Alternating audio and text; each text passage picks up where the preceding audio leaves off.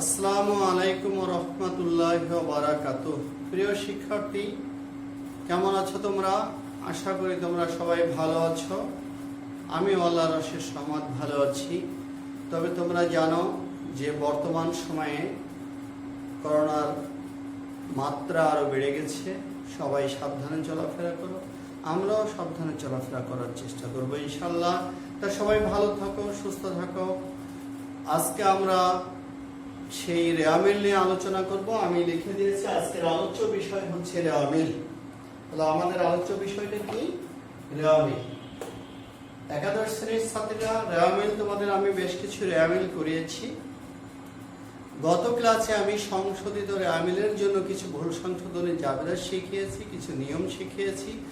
আজকে একটি সংশোধিত রেওয়ামিল কিভাবে করতে হয় সেটা নিয়ে আজকে তোমাদের সাথে আলোচনা করব। তা আমাদের তাহলে সংশোধিত রেওয়ামিলটা কিভাবে করা হয় সেটা নিয়ে আজকে আমি বিস্তারিত তোমাদের সাথে আলোচনা করব। তা আসো দেখি আমরা একটা অঙ্ক বের করি, সেখানে কি লিখছে।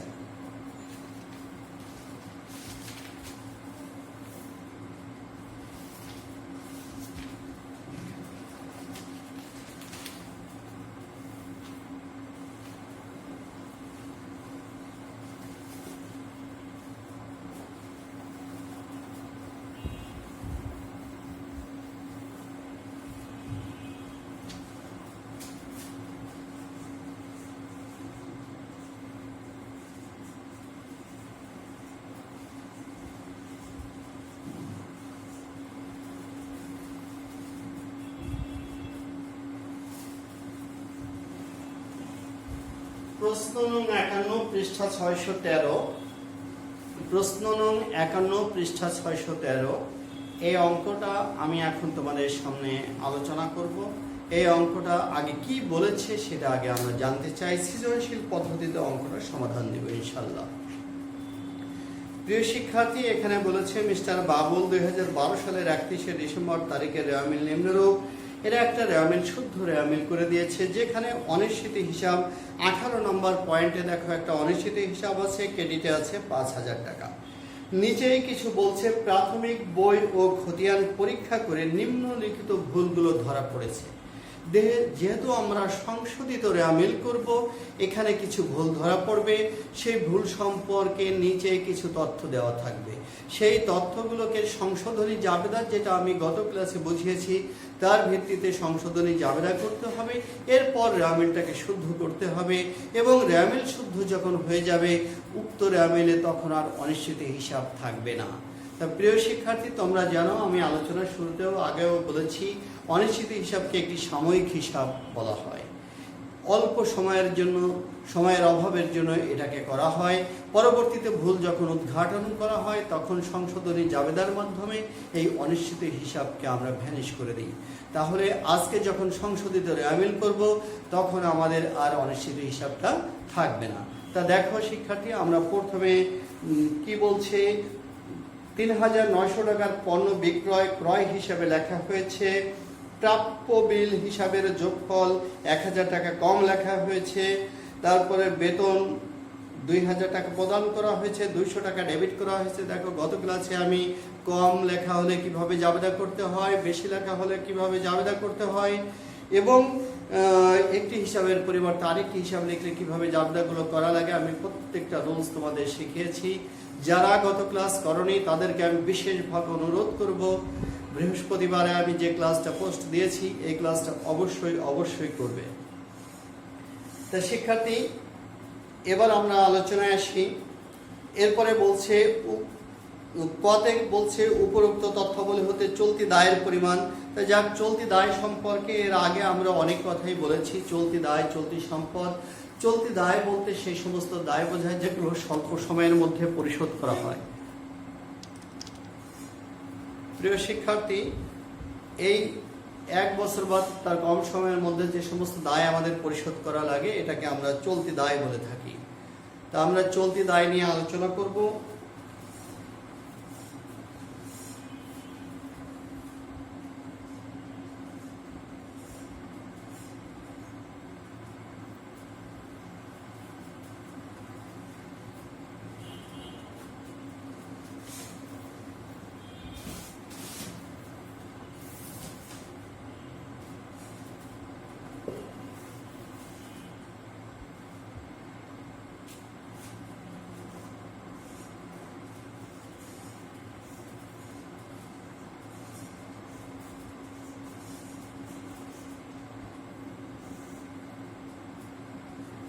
চলতি দায়। পাওনাদার প্রদবিল, স্বল্পমেয়াদী ঋণ, বকেয়া খরচ, অগ্রিম আয়, এগুলোকে আমরা সাধারণভাবে চলতি দায় বলে থাকি। তাহলে পাওনাদার, প্রদবিল, প্রদয় হিসাব, এগুলোর ভিতরে আমরা কি কি আছে সেগুলো একটু খুঁজে বের করি প্লিজ। আমাদের অঙ্কে আছে প্রদবিল, প্রদবিল, তারপর আছে পাওনাদার, পাওনাদার, অগ্রিম শিক্ষানবিশ শ্রেণী,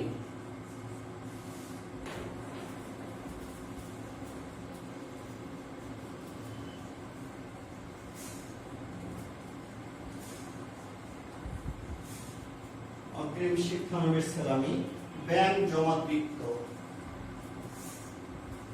ব্যাংক জমাতিরিক্ত। আমরা এই অঙ্কে এই চারটা চলতি দায় পেয়েছি। এক নম্বরে হচ্ছে প্রদবিল পেয়েছি, তারপরে পাওনাদার পেয়েছি, অগ্রিম শিক্ষানবিশ শ্রেণী পেয়েছি, ব্যাংক জমাতিরিক্ত বা ব্যাংক জমাতিরিক্ত উত্তোলন, আমরা এই চারটা চলতি দায় পেয়েছি। এই চারটা চলতি দায়ের যোগফল আমরা করব এখন। একটু আমরা অঙ্ক দেখে টাকাগুলো লিখি প্রিয় শিক্ষার্থী।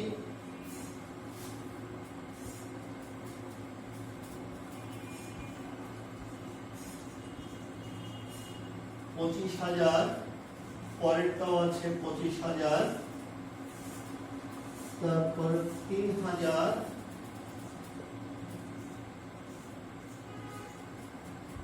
এরপরে আছে 12,000।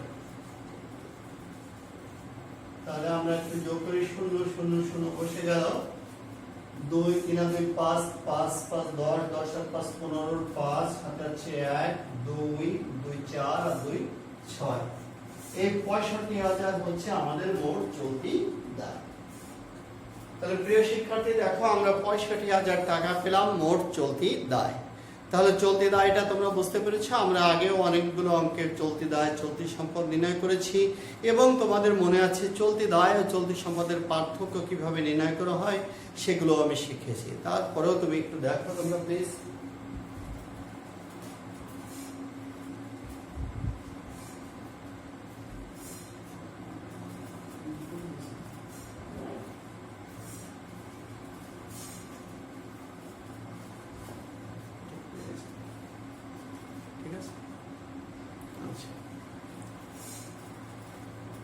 তাহলে শিক্ষার্থী আশা করি চলতি দায় সম্পর্কে ভালো ধারণা পেয়েছো। এরপর আমরা খতে আসি।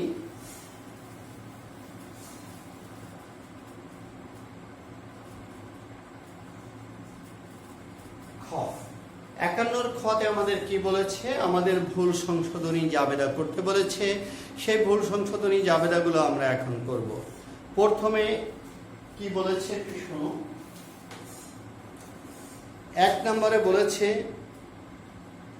3,900 টাকার পণ্য বিক্রয় করা হয়ে বিক্রয় কিন্তু ক্রয় হিসাবে লেখা হয়েছে। দেখো তোমাদের আগে সঠিক হিসাবটি লিখতে হবে।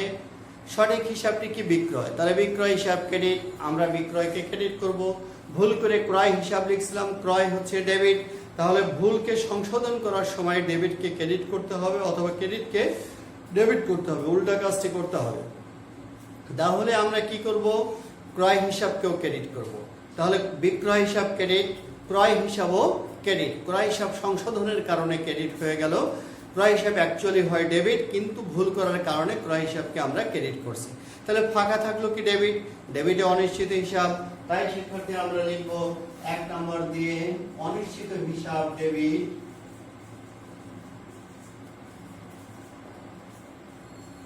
অনিশ্চিত হিসাব ডেবিট, বিক্রয় হিসাব ক্রেডিট, ক্রয় হিসাব ক্রেডিট। 3,900 টাকা, 3,900 টাকা, এখানে 7,800 টাকা। শিক্ষার্থী দেখো প্লিজ, আমরা অনিশ্চিত হিসাব ডেবিট করেছি, ক্রয় হিসাব ক্রেডিট করেছি, বিক্রয় হিসাবকেও ক্রেডিট করেছি। আমি রুলসটা আরেকবার বলি। বিক্রয়ের পরিবর্তে আমরা লিখে ফেলেছি ক্রয় হিসাব।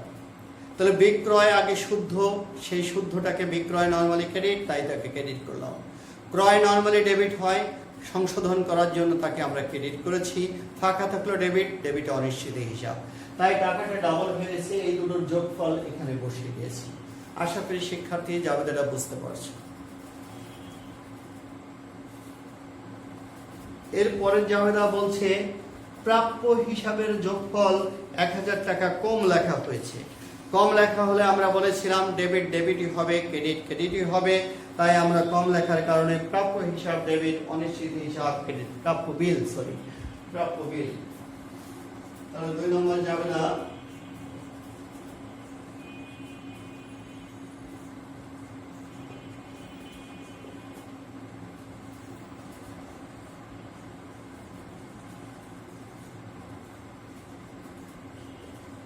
প্রাপ্য বিল হিসাব ডেবিট, অনিশ্চিত হিসাব ক্রেডিট। তাহলে দেখো আমরা গত ক্লাসে যে আলোচনা করেছিলাম, রুলসটা কম যদি লেখা হয় তাহলে আমরা কি করব, ডেবিট ডেবিটই হবে, ক্রেডিট ক্রেডিটই হবে। তাহলে প্রাপ্য বিল এখানে আমরা কম লিখে ফেলেছি, তাই প্রাপ্য বিলকে আমরা আবারও ডেবিট করেছি, আর অনিশ্চিত হিসাব ক্রেডিট। প্রিয় শিক্ষার্থী আমরা 3 নম্বর যাই। 3 নম্বরে কি লিখছে, বেতন 2000 টাকা প্রদান করা হয়েছে, কিন্তু হিসাবের বইতে বেতন হিসাবে লেখা হয়েছে 200 টাকা। আচ্ছা দেখো, আমরা গত ক্লাসেও বিস্তারিত আলোচনা করেছি, তারপরেও বলি 2000 টাকা বেতন প্রদান করা হয়েছে, কিন্তু ভুল করে লিখে ফেলেছে 200। তাহলে কত টাকা কম লিখেছে, 1800 টাকা। তার মানে 2000 থেকে 200 বিয়োগ করতে হবে। 2000 থেকে 200 বিয়োগ করলে 1800 টাকা হয়। এই 1800 টাকায় কম লেখা হয়েছে, এই জন্য জাবেদায় 1800 টাকায় লিখতে হবে। তাহলে আমরা লিখব বেতন হিসাব ডেবিট, অনিশ্চিত হিসাব ক্রেডিট। 3 নম্বর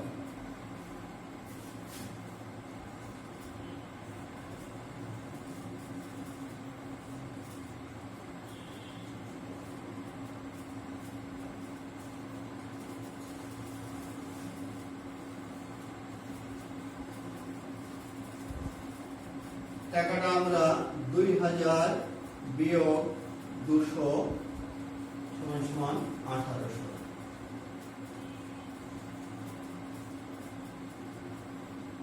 হ্যাঁ শিক্ষার্থী দেখো, বেতন হিসাব ডেবিট, অনিশ্চিত হিসাব ক্রেডিট।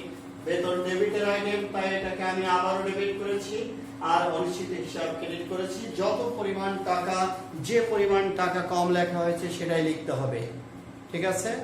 এরপরে 4 নম্বরে কি বলেছে, 4 নম্বরে বলেছে অফিস কক্ষের চুনকাম খরচ 2000 টাকা দালান কোঠা হিসাবে ডেবিট করা হয়েছে। তো চুনকাম খরচকে আমরা বলি মেরামত খরচ, তাহলে মেরামত খরচ ডেবিট হবে, কিন্তু ভুল করে তারা লিখেছে দালান কোঠা হিসাব ডেবিট, তাই দালান কোঠা হিসাবকে ক্রেডিট করতে হবে, মেরামত খরচকে আমরা ডেবিট করব। তাহলে জাবেদা কি দাঁড়ালো, মেরামত খরচ হিসাব ডেবিট, দালান কোঠা হিসাব ক্রেডিট। আমরা টাকাটা দেখি 2000 টাকা আছে। আচ্ছা 4 নাম্বারটা আমি একটু এখানে লিখি,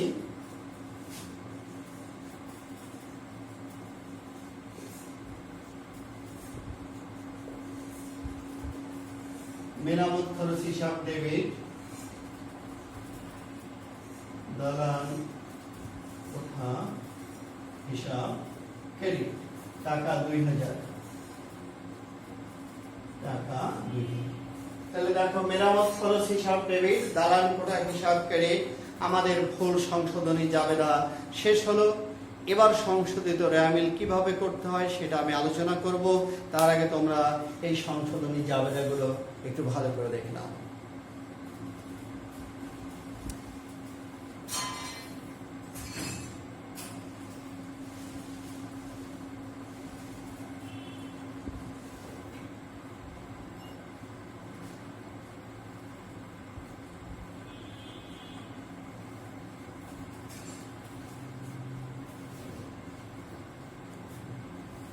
প্রিয় শিক্ষার্থী, এবার আমরা গতে আসব। গতে কি বলেছে একটু ভালো করে পড়ি।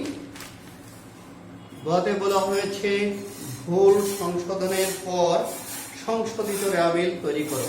আমরা খতে ভুল সংশোধন করলাম, এখন সংশোধনের পর সংশোধিত রেয়ামিল করতে হবে। আমাদের সংশোধিত রেয়ামিল কিভাবে করতে হবে সেই ব্যাপারে তোমাদের আমি একটি ধারণা দিচ্ছি।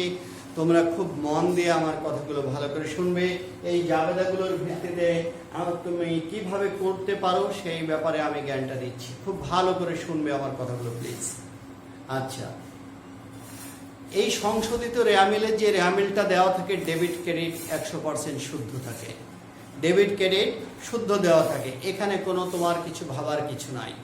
শুধু অনিশ্চিত হিসাবকে আমরা ক্যান্সেল করব, অনিশ্চিত হিসাবকে আমরা ভ্যানিশ করব, এটাই আমাদের কাজ। সেটা কিসের মাধ্যমে? এই সংশোধনী জাবেদার মাধ্যমে করতে হবে শিক্ষার্থী। এখন আমাদের কাজ হচ্ছে সংশোধিত জাবেদার পরে আমরা কিভাবে ভুল সংশোধনী রেয়ামিলটি তৈরি করব। প্রথমত আমাদের দেখতে হবে এখানে জাবেদায় অনিশ্চিত হিসাব বাদে কি কি হিসাব আছে। যেমন আমাদের 1 নম্বরে আছে বিক্রয় হিসাব এবং ক্রয় হিসাব। এই বিক্রয় হিসাবের সাথে এবং ক্রয় হিসাবের সাথে এই টাকাগুলো যোগ এবং বিয়োগ করতে হবে। তোমাদের অঙ্কে দেখো, তোমাদের অঙ্কে 14 নম্বরে ক্রয় হিসাব আছে এবং 16 নম্বরে বিক্রয় হিসাব আছে। 14 নম্বর পয়েন্টে ক্রমিক নং 14তে আছে ক্রয় হিসাব ডেবিট আছে, এখানে ক্রয় হিসাব ক্রেডিট আছে 3900। প্রিয় শিক্ষার্থী, খতিয়ান যখন আমি শিখিয়েছিলাম তোমাদের একটা রুলস শিখিয়েছিলাম, ডেবিটে ডেবিটে যোগ, ক্রেডিটে ক্রেডিটে যোগ, ডেবিট ক্রেডিট হলে বিয়োগ, তার মানে বিপরীত হলে বিয়োগ। তা দেখো ক্রয় ডেবিট কিন্তু জাবেদা আছে ক্রেডিট, তাহলে ডেবিট ক্রেডিটে বিয়োগ। তাহলে ক্রয় আমাদের দেওয়া আছে 70,000 টাকা এবং এখানে ক্রেডিট আছে 3900 টাকা, 3900 টাকা। তার মানে 70,000 টাকা থেকে 3900 টাকা আমরা বিয়োগ করে দেব। ক্লিয়ার? এরপরে তোমরা যে কাজটা করবে বিক্রয় হিসাব। বিক্রয় হিসাব আমাদের ক্রেডিট আছে 1,50,000 টাকা, এখানেও এটা ক্রেডিট আছে। তাহলে ক্রেডিটে ক্রেডিটে আমরা কি বলেছি? যোগ। তাহলে 1,50,000 যোগ 3900 করলে কত হবে? 1,53,900। তোমরা ক্রেডিটে বিক্রয় হিসাবে সোজা লিখবে 1,53,900 টাকা। ক্লিয়ার? এবার আমরা আসি 2 নম্বরে, প্রাপ্য বিল ডেবিট অনিশ্চিত হিসাব কি? প্রাপ্য বিল ডেবিট আমাদের রেয়ামিলের 3 নম্বর পয়েন্টে দেখো প্রাপ্য বিল ডেবিটে আছে, প্রাপ্য বিল ডেবিটে আছে 50,000 টাকা। আর আমাদের জাবেদা আছে প্রাপ্য বিলের টাকা দেওয়া হচ্ছে কত? 1,000 টাকা। তাহলে 50,000 টাকা আর 1,000 টাকা, এটাও ডেবিট ওটাও ডেবিট, রেয়ামিলেও ডেবিট জাবেদাও ডেবিট, ডেবিটে ডেবিটে যোগ। তাহলে এই দুটো যোগ করলে কত হবে শিক্ষার্থী? 51,000 টাকা। তাই আমরা প্রাপ্য বিলের সোজা লিখবো 51,000 টাকা। ক্লিয়ার? দেখতে পাচ্ছ আশা করি। তাহলে প্রাপ্য বিল যোগ। এরপরে বেতন, সেম রুলস, 2 আর 3 একই রুলসে পড়ে। বেতন ডেবিট রেয়ামিলে 1800 টাকা এবং আমাদের এই রেয়ামিলে বেতন আছে 11 নম্বর পয়েন্টে বেতন দেওয়া আছে 5,000 টাকা। তাহলে 5,000 টাকা আর হচ্ছে 1,800 টাকা, এই দুটো টাকা যোগ করলে তোমাদের হবে 6,800 টাকা। তাহলে ডেবিটে ডেবিটে যোগ করলাম, এরপরে যোগফলটা বসিয়ে দেব। তারপর প্রিয় শিক্ষার্থী আমাদের আছে মেরামত খরচ। মেরামত খরচ দেখো আমাদের অঙ্কে 1 থেকে 18 পর্যন্ত যে কটা আইটেম আছে কোথাও লেখা নাই, তাহলে লাস্ট আইটেমে মেরামত খরচটা আমাদের লিখতে হবে। মেরামত খরচটা ডেবিট আছে, তাই আমরা এটাকে ডেবিট লিখব। সরাসরি ডেবিটকে লিখে দেবো। মেরামত খরচ নামে ক্রমিক রং একটা দিয়ে আমরা লাস্ট আইটেমে লিখবো মেরামত খরচ টাকা লিখবো 2,000 টাকা। এরপরে আসে দালান কোঠা। দালান কোঠা আমাদের আছে কত?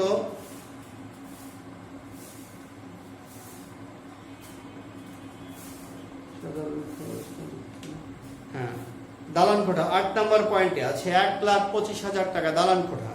1,25,000 টাকা এখানে দালান কোঠা আছে ক্রেডিট। ডেবিট আর ক্রেডিটে কি হবে দেখো, এখানে দালান কোঠা কোথায় লেখা আছে? ক্রেডিটে। তাহলে ডেবিট আর ক্রেডিটে কি হয়ে যাবে? বিয়োগ হয়ে যাবে। তাই 1,25,000 টাকা থেকে 2,000 টাকা বিয়োগ করলে তোমার আসবে 1,23,000 টাকা। এরপর সব আইটেমগুলো আমরা লিখলাম।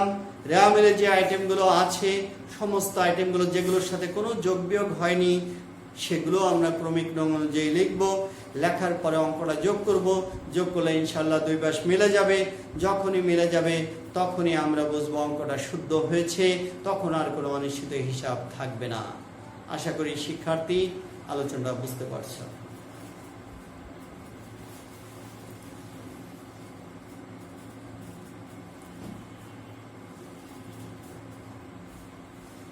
তাহলে শিক্ষার্থী ভুল সংশোধনী জাবেদার মাধ্যমে কিভাবে সংশোধিত র্যামিল তৈরি করতে হয়।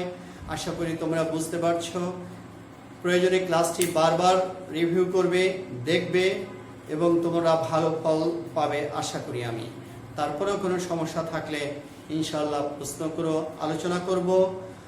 পরবর্তীতে আমরা অন্য কোনো অধ্যায় নিয়ে আলোচনা করব। সে পর্যন্ত সবাই ভালো থাকো, সুস্থ থাকো। আল্লাহ হাফেজ।